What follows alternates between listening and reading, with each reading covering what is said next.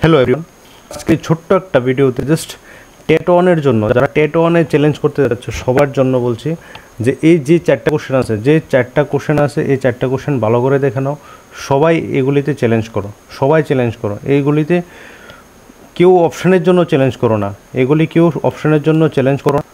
এগুলি স্টার মার্কের জন্য চ্যালেঞ্জ করো। সবাই লাভ হবে। দেখো কোশ্চেনগুলি আমি বলে দিই। ফার্স্ট যে কোশ্চেনটা সিডিবি থেকে হলো কি, anarchic theory of intelligence is also known as two factor theory, group factor theory, sampling theory, none of the above. Bangla ভার্সনটা হলো বুদ্ধির নৈরাজ্যবাদী তথ্য অ্যানার্কিক থিওরি অন্য যে নামে পরিচিত সেটি হলো দ্বিউপাদান তথ্য, গ্রুপ ফ্যাক্টর তথ্য, স্যাম্পল থিওরি যেটা বাঁচা তথ্য, উপরের কোনোটিই নয়। তো আমরা যেভাবে চ্যালেঞ্জ করব স্টার মার্কের জন্য, এটার দেখো কীভাবে লিখতে হবে জিনিসটা, রিজনটা। Dear sir or ma'am, question booklet series, then question number, তারপর লিখতে হবে, যদি ইংলিশে হয় ইংলিশে, বাংলাতে হয় বাংলাতে, ইচ্ছা। এই প্রশ্ন অনুসারে অ্যানার্কিক থিওরি বা বুদ্ধির নৈরাজ্যবাদী তথ্য এডওয়ার্ড থর্নডাইক দিয়েছেন, সেই অনুসারে অপশন ডি কারেক্ট আনসার, ঠিক আছে। কিন্তু 2022 সালে পরীক্ষার প্রশ্নপত্রে এই প্রশ্নটার উত্তর টিআরবিটি বোর্ড থেকে সঠিক উত্তর দিয়েছিল লুইস লিওন থার্স্টন, সেই অনুসারে অপশন বি সঠিক। আবার সুশীল রায় প্রকাশিত শিশু শিক্ষা ও শিশু মনোবিদ্যা শুভা প্রকাশনী অনুযায়ী 78 নম্বর পৃষ্ঠায় স্পষ্ট উল্লেখিত আছে যে অ্যানার্কিক থিওরি হলো মনোবিদ থমসনের দেওয়া স্যাম্পলিং থিওরি। তো এই প্রশ্নের উত্তরটা নিয়ে সবার কাছে দ্বন্দ্ব সৃষ্টি হয়েছে, কারণ অপশান ডি, বি এবং অপশান সি এই তিনটি উত্তরই সঠিক হয়। তাই এই প্রশ্নের উত্তরের জন্য স্টার মার্কের আবেদন রাখছি। তো এইরকমভাবে সবাই আমরা যদি চ্যালেঞ্জ করি তাহলে কিন্তু আমাদের স্টার মার্কের সম্ভাবনা খুবই বেশি। আর এই কোশ্চেনগুলিতে হবেই হবে।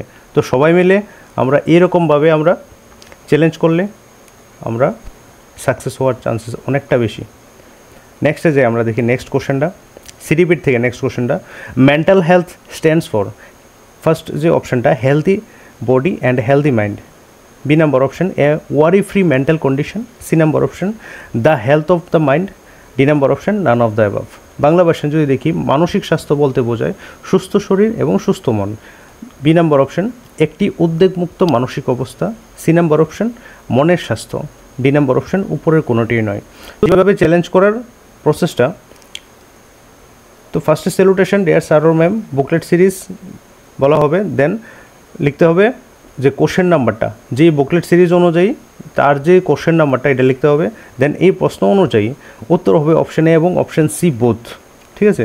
তো আমরা যেভাবে করলাম এটা অপশান এ এবং অপশান সি, ঠিক আছে, বোধ। কারণ কি, মানসিক স্বাস্থ্য হলো কি, তা মনের স্বাস্থ্য বোঝায় এবং সুস্থ শরীর এবং সুস্থ মনও বোঝায়। দেখো কারণটা কীভাবে দিয়েছি, যে এর প্রশ্ন অনুযায়ী উত্তর হবে অপশান এ এবং অপশান সি বোধ। কারণ মানসিক স্বাস্থ্য বলতে মনের স্বাস্থ্যকে অপশান সি যেভাবে বোঝায়, ঠিক সেই রকমভাবেই একজন মানুষ যদি সুস্থ শরীর এবং সুস্থ মন, মানে অপশান থাকে অপশান এতে, সুস্থ মন যদি থাকে তাহলেই সে কিন্তু মানসিক স্বাস্থ্যের অধিকারী হবে, ঠিক আছে। তো সুতরাং এই প্রশ্নের উত্তর অনুযায়ী সবাইকে নম্বর দেওয়া বা স্টার মার্কের জন্য আবেদন করছি। তো এরকমভাবে মেন্টাল হেলথের নিয়েও কিন্তু আমরা এই কোশ্চেনটা নিয়েও সেটা কিন্তু সিডিপির থেকে আমরা স্টার মার্কের জন্য আবেদন করতে পারি। সবাইকে বলছি এরকমভাবে সবাই চ্যালেঞ্জ করো। দেখো আরেকটা কোশ্চেন হলো ম্যাথের থেকে যে কোশ্চেনটা 110 নম্বর যে সেট এতে এটা আছে, ঠিক আছে, যেটা হচ্ছে measure of each interior angle a regular polygon can never B.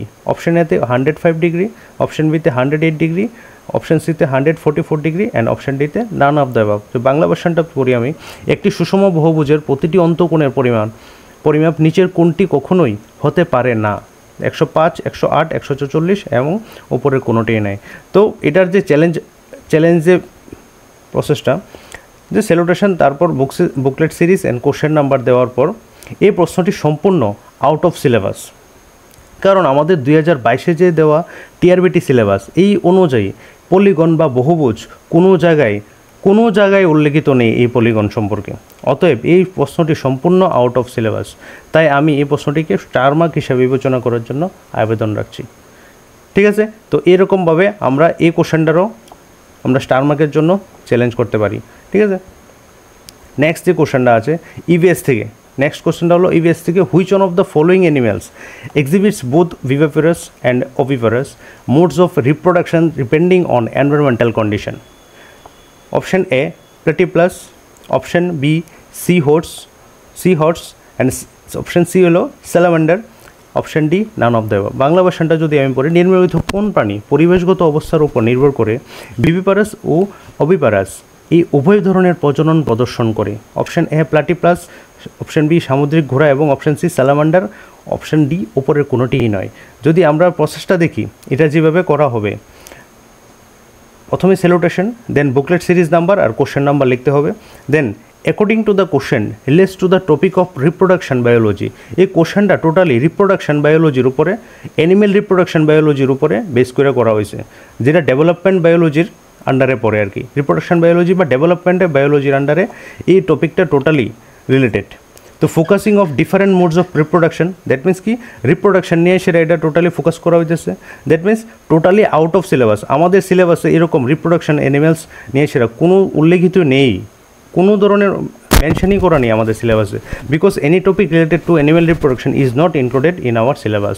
তো এরকমভাবে আমরা এই যে 4টা কোশ্চেন, এই 4টা কোশ্চেনে সবাই করো, সবাই এরকমভাবে যার যার মতো করে, ইংলিশ হলে ইংলিশ, বাংলা হলে বাংলা, যেভাবে হোক আমি যেগুলো আছে, যেগুলো স্টার মার্ক দেওয়ার, আমি এখানে মেনশন করলাম এই ভিডিওটার মধ্যে দিয়ে, ঠিক আছে? তো এই ভিডিওর যে ফাইলটা আছে, পিডিএফ ফাইলটা আমি